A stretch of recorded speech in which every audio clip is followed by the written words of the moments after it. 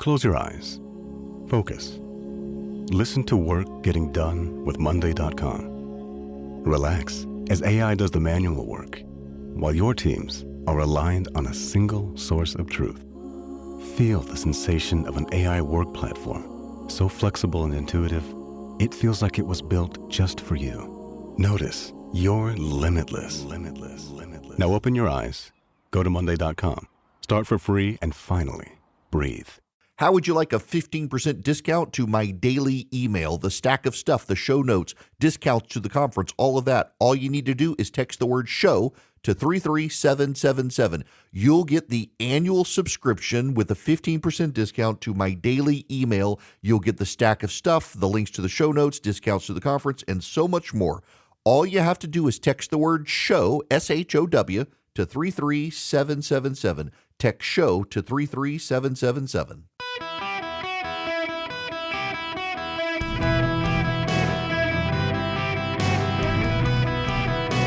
Welcome to the Eric Erickson Show podcast, Hour 3.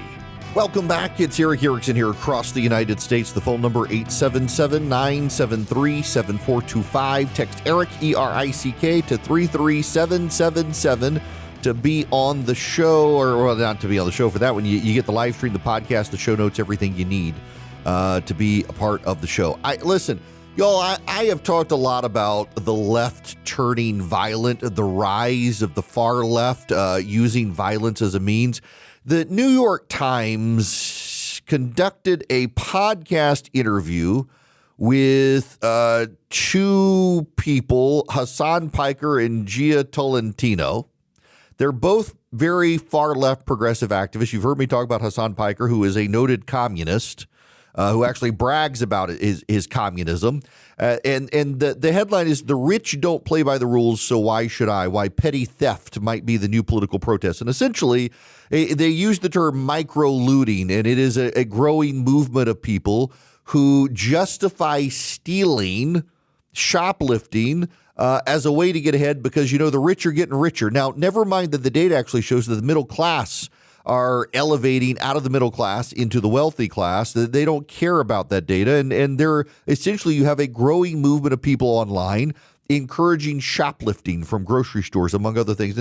And I want to play for you some clips from this interview because it's pretty telling where the left is headed. The way these actions are treated in the popular consciousness as well as by the criminal justice system, but they shouldn't be. I want to get back a little bit to the anger underneath this. In 1965, CEOs were paid 21 times the average worker. In 2024, CEOs are paid 281 times the average worker. I feel like some of this is coming from a feeling of like the social contract is broken. And then there's also the slippery slope of what happens if we completely break the social contract and no one plays by the rules anymore. And I wonder where you two see the interplay of those two ideas. Well, the rules are already designed in a way where if you steal from the poor, you become rich. If you steal from the wealthy, you go to prison. Notice that's a communist idea. What is stealing from the poor? It's taking their labor. That is, you go work for a wealthy person. The wealthy person is stealing from you. In other words, you get a job in the private sector. It's considered theft of your labor. So there's only one direction where you can do unlimited theft and erode the social contract for the 99%. There's an invisibility baked into the system that allows the wealthy to engage in this sort of behavior. Because I mean, it's a cliche at this point, but like wage theft is the most consequential amount of theft that takes place in the United States of America. What is wage theft? Wage theft is you enter into an arm's length transaction with an employer. They pay you a certain amount of money and you work for them. And the left has decided that the amount you agreed to work for is not enough. You should be paid more. You see what it should be, the state determining your salary, not you and your employer determining your salary. And if it is you and your employer determining your salary, it's theft. America. A similar invisibility exists in structural violence as opposed to individual acts of violence as well. If it's a police officer engaging someone violently, the automatic assumption from the average person is, oh, that's probably a criminal. They probably deserved it. But if there's any circumstance where someone else is fighting back against police, like in a normal protest environment, for example. Got that? If you're fighting the police, that's a normal protest. Fighting the police is supposed to be normal, and the police fighting you is structural violence. Ultimately, most people assume that that is chaotic. It's a chaotic situation, and that it is born out of the escalations from the protesters themselves, even if, as regular citizens, we're infinitely closer to those exercising their First Amendment rights than those with the power stamping out people exercising their free speech rights. Now, you understand that this, he's saying it's free speech is to engage in violence against the police, that's free speech. He's not talking about protest. He's actually talking about violence and says that is free speech. We never look at systemic forms of violence, and we don't look at systemic forms of theft in the same way that we do as individuals breaking that social contract. This is Marxism. Your individual actions don't matter. It's the systems. And you fighting against the system is justified. The system is illegitimate. And individual actions in our society, in Western thought, individual actions matter, and individual actions form the system, and you change the system by the individual actions. In Marxism, you individually are incapable and unempowered. It's the systems. Now, let's jump ahead to a little more in this interview here. Listen to this. Okay, to go back, you were talking about sort of what you do see as effective political protest. And recently, a employee of Set fired Kimberly Clark warehouse as a protest. Is that an effective form of political protest, or is that purely violent? No, I found it. No, that you got to be tactical. I mean, I feel like Mike Davis wrote about this. It's like, it's not the action, it's the context in which it exists. And do I think that some sort of fire could hypothetically be framed within a collective action that is tactically useful? Yes. Does a disgruntled guy burning down the warehouse do it for me in terms of effective political action? Not at all. Now, you got that. If a group did it, it would be okay, but an individual doing it, not okay, because the individual did it emotionally and the group would do it tactically. Sabotage has played a formative role in labor union. In everything. Yeah. Sabotage is okay. If it's conducted unilaterally, then it's entirely different. You got that? If an individual does it, again, it's all about individuals. Individuals bad, collective good. Individual action. And if he could have gotten away with it without being caught, I bet I didn't follow this case very closely, but it seemed like, like anything done by an individual on an emotional, on a kind of primarily emotional whim, that's not the point. That's not the point. But then when you feel this much anger and it doesn't feel like there's hope for it to be changed in a regulatory way, I think that's when you get to things like killing the CEO of United Healthcare and there being an outpouring of glee for murder online because it feels like finally someone can actually do something about healthcare. I think 40% of Gen Zers felt that murder was morally justified. But it's scary to be in a society where people feel that murder is morally justified. And I'm curious how we thread that line. Yeah. Engels wrote about the concept of social murder. You got that? He's talking about Engels, Karl Marx's buddy, talking about social murder. And Brian Thompson, as the United Healthcare CEO, was engaging in a tremendous amount of social murder, the systematized forms of violence, the structural violence of poverty, the for-profit paywalled system of healthcare in this country. And the consequences of that are tremendous amounts of pain, tremendous amounts of violence, tremendous amounts of deaths. And that was a fascinating story for me because Americans are very draconian about crime and punishment. They're very black and white on this issue. And yet, because of the pervasive pain that the private healthcare system had created for the average American, I saw so many people immediately understand why this death had taken place. You understand this, right? He's justifying the murder of a CEO of a healthcare company because we don't have government-run healthcare. That it is violence so it's not violent to murder the CEO because he engaged in quote unquote social murder.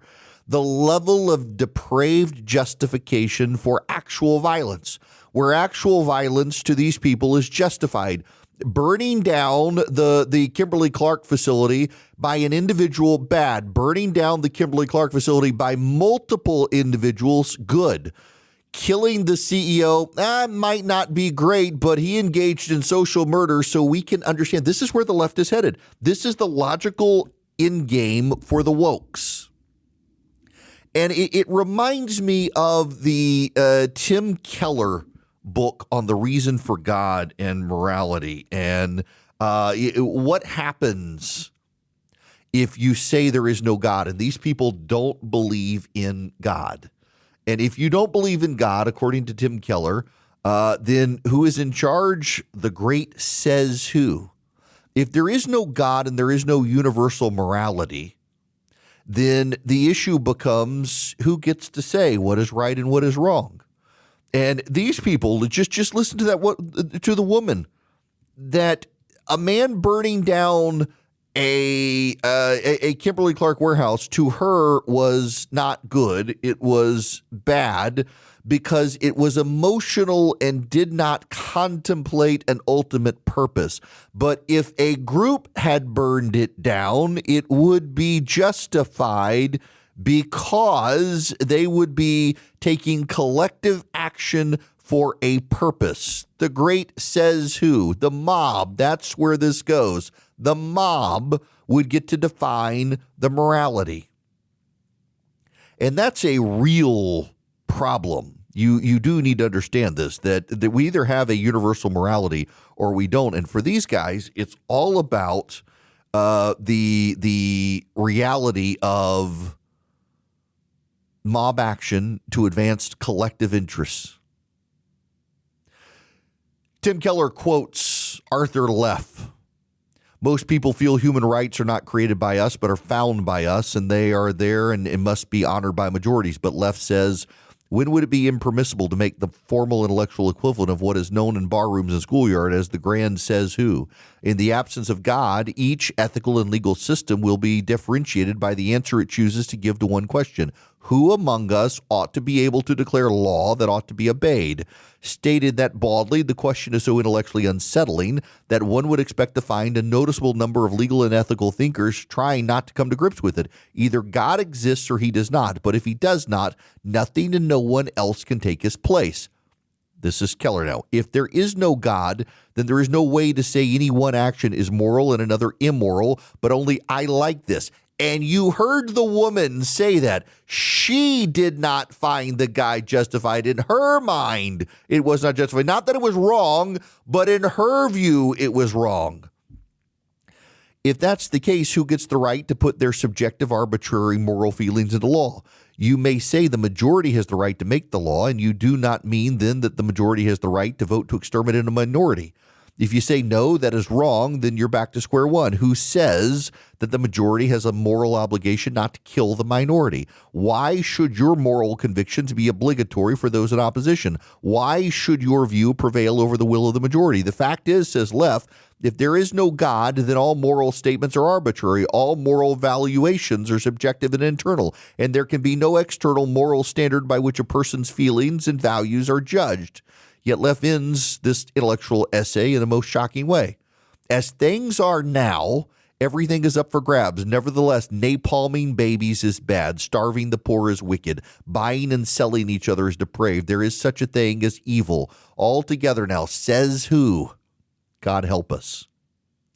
Nietzsche, of course, understood this. The masses blink and say, we are all equal. Man is but man. Before God, we are all equal. Before God. But now that God has died, Raymond Gaitha, an atheist thinker, reluctantly writes, only someone who is religious can speak seriously of the sacred. We may say that all human beings are inestimably precious, that they are ends in themselves, that they are owed unconditional respect, that they possess inalienable rights, and of course, that they possess inalienable dignity. In my judgment, These are ways of trying to say what we feel a need to say when we are estranged from the conceptual resources. We need to say it. Not one of these statements about human beings has the power of the religious way of speaking, that we are sacred because God loves us. We are his children. That gets to the point here. These people want to subject us to their morality, and their morality is premised on a violence, that they have power in violence. And this is what the New York Times is advocating, shoplifting to respond to what they think is violence. And what is the violence they're responding to? Working for a private company. Seriously, that's where we're headed with the left. Y'all, I took my 17-year-old son last night to see Fight Club. It was in the theaters. He has seen it streaming, but he wanted to see it in the theater. Thought it would be more impressive. Y'all, I haven't seen this movie in probably 25 years, and I've seen it multiple times, but it's been 25 years. I used to own the DVD. I forgot. I'm watching the movie last night. It's like, I don't remember these scenes. And I've seen the movie multiple times. It's been so long, and I forgot the nudity in it. This is not a kid-friendly movie. My son's 17. He can handle it. And he's seen it before as a 17-year-old. And it is kind of like, it's a cult movie. Violence, gore, there's some nudity, language, and I'm not going to tell you what it's about other than it's an underground fight club that Ed Norton and Brad Pitt's characters start. First rule of Fight Club is you don't talk about Fight Club. Second rule is you don't talk about Fight Club. It expands into a terrorist organization around the country, and the goal of the terrorist organization is to blow up all of the lending companies in the country, the major ones, so everyone starts from zero again. Everyone gets out of debt because the credit companies are all blown up. Kind of a prescient movie for our times, frankly.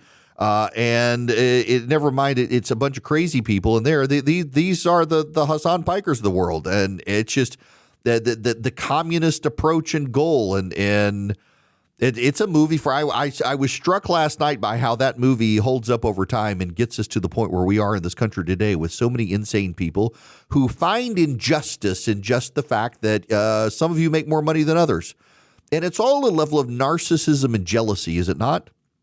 The fact that we actually had a woman email us yesterday, something I'd said about Spirit Airlines, and she was blasting me. I know how much you make for ads. Lady, I want you to know you got it wrong. I make way more than what you thought I made. And why is it bad? I work my butt off. And I do. You think I spend just 3 hours behind the microphone? It's a great job, but it's way more than just 3 hours behind the microphone. It's just bizarre, the level of petty jealousies by people out there these days. And that's what all this communism is about. It's just jealousies. Now, if you want to get ahead of the game on making money, go to SwissAmerica.com/Eric, SwissAmerica.com/ERICK. They can keep you up to date and current on market trends and commodities. I bought gold from them. You can too. And they'll also explain the secret war on cash to you. The secret war on cash is essentially how the government of the United States is steering people into trying to, well, not use your cash. They want you to use credit so they can monitor it. The secret war on cash applies to crypto as well. All you got to do is go to SwissAmerica.com/Eric today and get their report for free. You can fill out the form right there, SwissAmerica.com/ERICK. Go to Swiss America, get informed about the secret war on cash, stay up to date, stay current. If you want to talk to them about precious metals, do that as well. They're great people to deal with. SwissAmerica.com/ERICK. Welcome back. It's Eric Erickson here. So I actually want to spend a little more time on this conversation. I played you the audio. Hassan Piker, and so the woman who was with him. Now it was there was the one voice was the New York Times reporter who was asking the questions, but the woman who was talking with Piker, the woman who thought that sabotage could be justified, an individual burning down a warehouse bad, a group burning down the warehouse good, Gia Tolentino. Gia Tolentino's parents were indicted for human trafficking. She claimed no knowledge of it. There was a mistrial. What was funny is essentially her parents were involved allegedly in a scam. They were indicted for it. Of bringing in Filipino nurses to undercut American nursing supplies and have cheap labor in this country. And this is a woman who is opposed to cheap labor and claims she didn't know what her parents were doing. Just the level of hypocrisy here. Hassan Piker's family is wealthy.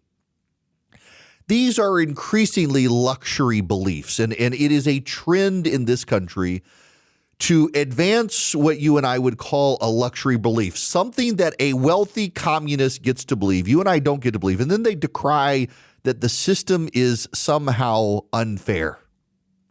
The New York Times in this conversation, according to Mike Solano at Pirate Wires, they discussed the assassination of a businessman, and Hassan Piker made the case that essentially the assassination is ultimately justified because the guy engaged in social murder. This is notable because you don't hear people on the left denouncing this. There's a quiet on the left now and a justification on this. The idea that you could shoplift, that, by the way, is how the conversation began, called micro-looting. The trend of people on social media saying they're stealing from Whole Foods because Whole Foods steals from them. How does Whole Foods steal from them? They wouldn't be able to get their organic, homeopathic, free-range cattle that had a name, Bob the cow, that was fed well and drank beer for a living until he was slaughtered. They wouldn't be able to get that but for Whole Foods, but they've decided Whole Foods is the bad guy and Whole Foods can be stolen from. There are moral justifications to behave badly, and their justification is the systemic violence of this country, the systemic inequality of the country. And they justify their bad actions claiming that, well, other people did it first and that the system itself is rigged. And this is the most important thing for you to understand in all of this. And I cannot emphasize this enough. And you must take this to heart. These people believe that you individually do not matter. Individuals do not matter to communists. By the way, that is why whistleblowers tend to die in communist societies. In individual societies and individualist societies, in free market societies, whistleblowers are elevated and praised. In communist societies, whistleblowers are punished because a whistleblower has taken an individual action to tell a truth, not the truth, a truth, against the collective whole. And so whistleblowers are bad. That is why in China, their military is the Timu Navy. It's not up to snuff. They can't even build a nuclear-powered aircraft carrier in China because individual whistleblowers are stamped out and discouraged because the actions of the whole are morally good and the actions of the individuals are bad. That is why in this conversation, I played the exchange for you that the individual who burned down the toilet paper production facility for Kimberly-Clark, his individual action was bad. But if a group of individuals had done it together, it would be good because it would be for a collectivist whole, not for an individual protest. If that sounds crazy to you, it should be.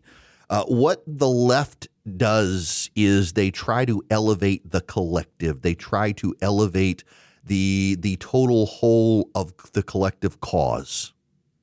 They don't believe that you and I have individual agency, and you and I individually are not allowed to rise out of our class. This is where Hassan Piker talks about social murder and wage theft. You see, wage theft is wage theft. Your wages set by your employer theft. Ken Charles and David Abel, if you're listening to me right now, I want you to know that you all, after our protracted negotiations on my contract, engaged in wage theft. Even though I had an agent, we had it in it was a free market transaction. It was a great negotiation.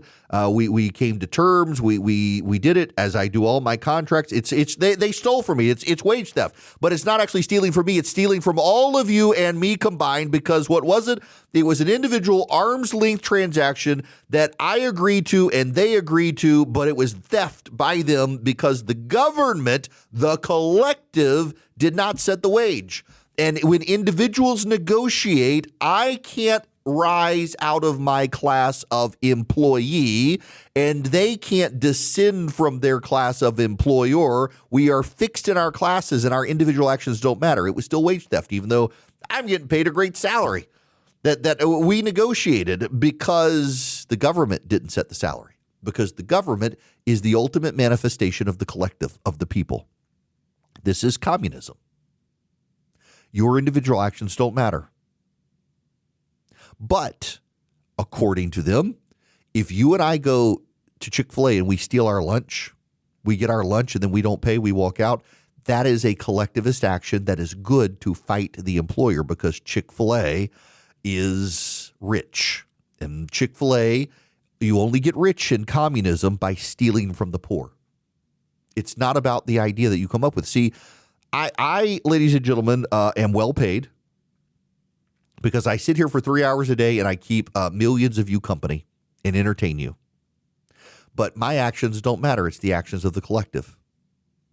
And I individually am a white man, and a white man who is a Christian, who does not have disability, who is cisgendered. I identify as a man. I am heterosexual. I am a Christian. I am considered an oppressor. So me getting well paid for my job is actually a bad thing. But if a black person were to be well paid for doing exactly what I do, it would be a good thing, unless they were conservative, because then they would be betraying their class because they're black, and black people aren't supposed to be conservative. It is all about identity. It is all about skin color. It is all about who you are in life and your station in life. I played y'all a while back the audio of the teacher. It was a teacher who got pulled over in Los Angeles, and she was screaming about the Hispanic police officer who pulled her over. It was very wild to listen to this woman, and she was a teacher in Los Angeles, and the whole point of it was the police officer who pulled her over was Latino.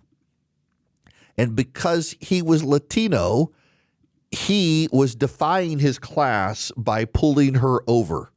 And that's what it was all about, that he was somehow racist for pulling over this woman, this teacher, and only a white police officer had a legitimacy for pulling her over, and it would still be bad. But this guy was defying his race, and because he was a police officer, Hispanic police officer, he was pretending to be of the oppressive class, and he could never really be because he was not white. Listen to this. You know why I'm being harassed today? Because I was going under the speed limit. I was going at 38. Yes, you are, ma'am. Good morning. And the speed limit is 40, and I was going 38, so why are you harassing me? You are correct. I pulled you over because you're a murderer. Because yes, I started to record because you're a murderer. You can't be on your cell phone while you're driving. I wasn't on my phone. I was recording you because you scared me. You can't use your cell phone while you're recording. I can record you. May I have your driver's license? It's at my apartment. I am enforcing the law. I have a right to record the police when they're harassing me. By all means, but you can't do it while you're driving. I wasn't texting or none of that. Do you have that you picture? You scared me and made me think you were going to murder me. Okay, well, I'm sorry you feel that way. Well, that's not just a feeling. You're a murderer. Okay. You're a murdering freak. Pull that back up for me, ma'am. Okay, murderer. What's your last name? I can't see that there. Well, if here you stop, go, stop murderer. shaking. Zoom in on that for me, No, ma'am. because you're scaring me. You're threatening to kill me and my son. Can you give me the well, iPad, I'll tell you what, you keep smiling, you're on camera. You're trying to threaten to kill me. I I'm didn't not say that. smiling. You're the one who's crazy. Hold that still, I can't see that. I'm holding it, and you're scaring me. I'll tell you what, you spell your last name for me. It's right here. Okay, but you're shaking. Well, because you're scaring me. You're harassing me, threatening to Do you have kill the us. insurance? You say, yes, I do. Of Can course you get your current proof of insurance? Yeah, it's in, I told you. I'll be right back. You get your proof of insurance for me, okay? It's in my purse. Is this your car? Yes, it is. And you're trying to say I stole my own car because you're jealous? Yeah, Is that what I don't that's think about? so. You wait for me right here, okay? You're jealous? You wait for me right here. You give me your murderer. the current card of proof of your Okay, murderer, insurance. it's on file with the state. You know that Do when you have look it? at You have to have it in your car, though. Insurance and registration. Insurance and registration. I'll be right back. I'll be right back. Citation. All you need to do is is your signature. He's only citing you for using your cell phone while you're driving. That's it. There you go, ma'am. Sign inside the red box right there. For him being a Mexican racist. What is that name? Gasso. It's on the citation, ma'am. Here you go, Mexican racist. You're always going to be a Mexican. You'll never be white. You know that, right? You got that? That was the key point right there. This is a school teacher in Los Angeles who got pulled over for using her cell phone by a police officer who was non-white. And because he was a police officer, he was a murderer because he was part of systemic violence of society and he was defying his race. He wanted to be white. That is communism. That is Marxist belief. That is the belief that Hassan Piker talks about wage theft and systemic violence of society and social murder. This police officer, police are the oppressor class. They're the murderers. This police officer was Mexican.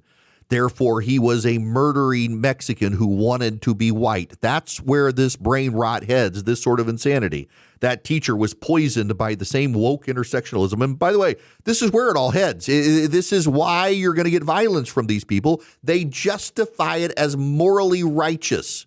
The violence is justified as being morally righteous. It's absolutely insane. You're right to listen to this stuff and think this sounds insane because it is.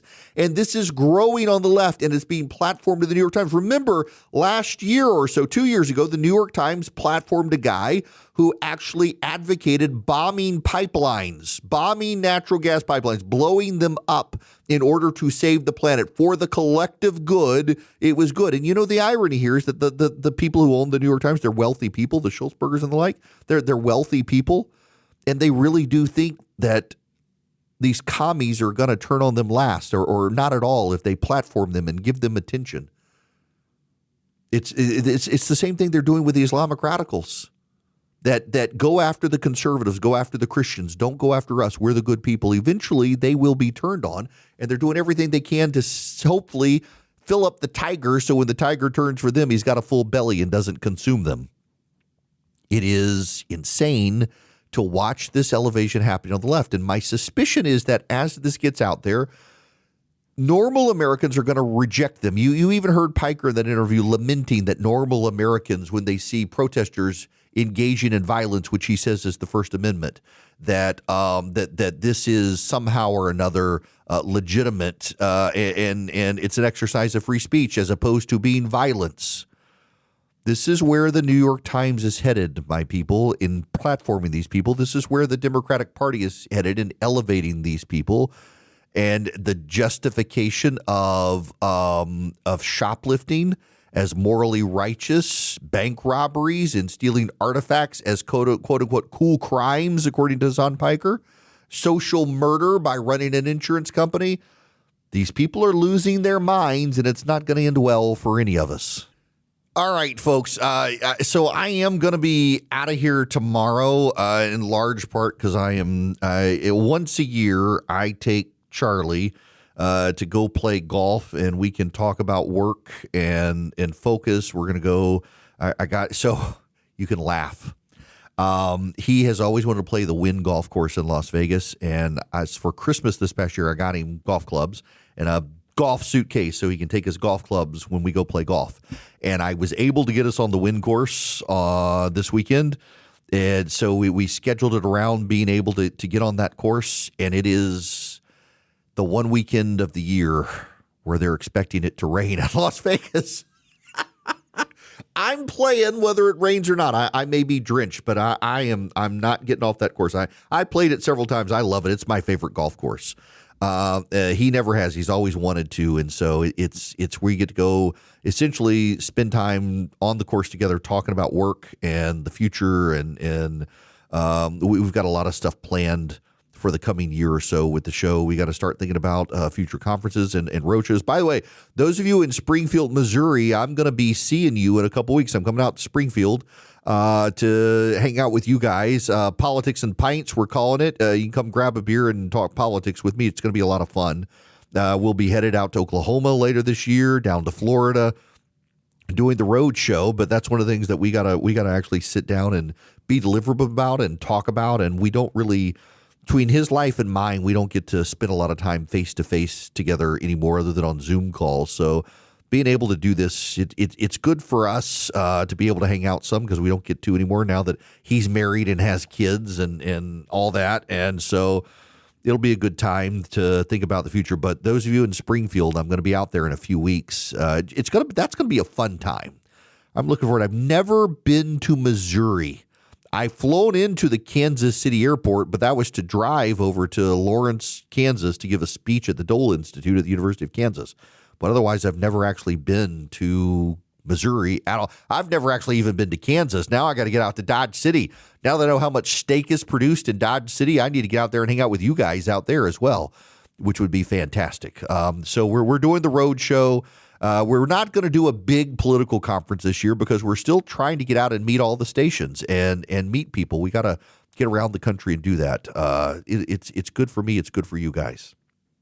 Now, before I get out of here, in conclusion, I've got to note this Kalshi story. I think that news reporters and news organizations going down with Polly Marquez and Kalshi, it's going to be a bad idea. It's going to end badly for everyone. It's like the sports betting stuff. But Kalshi wound up finding 3 politicians who were betting on themselves as to whether or not they were going to run for office. Bizarre thing that they canceled their accounts. The level of corruption that you can get in these trading markets and stuff. We're headed towards a bad place, but good for Kalshi for finding them and stopping them. I got to tell you before I get out of here about my Rinnai tankless water heater. We had this situation in the house last night where my kids, they both took long showers, and I needed to take a shower last night, and I was able to get in and have hot water, and you can too. And right now, for the Eric Erickson Show audience, Rinnai came back on radio with me, and I'm very proud of to be their voice because I love them. And they want to give you guys a $500 rebate. For homeowners only, you got to have your water heater and purchase and installed by June 30th. What you do is go to talkingtankless.com, click the rebate button, put in your information, and then it'll take you to a rebate page. You find the Eric Erickson rebate, and my passcode is Eric, E-R-I-C-K, and you will get $500 off as long as you have purchased and installed your water heater by June 30th. Homeowners only. You can have hot water forever just like the Ericksons do. We love our tankless water heater from Rinnai. Go to talkingtankless.com. Follow the rebate prompts. You can even find an install plumber to install your tankless water heater. Talkingtankless.com, brought to you by Rinnai.